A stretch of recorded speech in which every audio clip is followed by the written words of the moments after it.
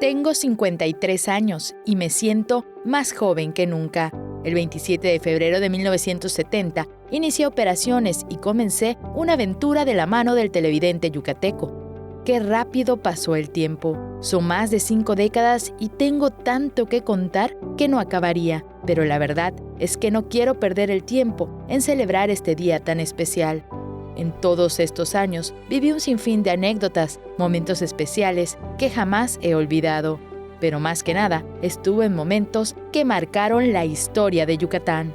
Somos el canal del entretenimiento por tradición de los yucatecos. También estamos en los momentos más difíciles como una televisora profesional, informando a la gente de forma veraz y oportuna. Vaya que sí tengo muchos amigos que comparten ese gusto de estar cerca con el público por medio de la pantalla y lo disfrutamos. Quiero agradecer de forma especial al equipo de profesionales que hacen posible que esté vivo y presente hasta nuestros días. Son quienes hacen posible que Teleyucatán siga vigente después de 53 años.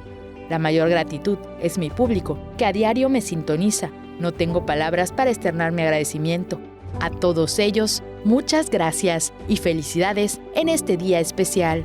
Pero más que nada, a ti que nos ves a diario, porque también eres parte de nuestra familia. Muchas felicidades y que sigan los éxitos.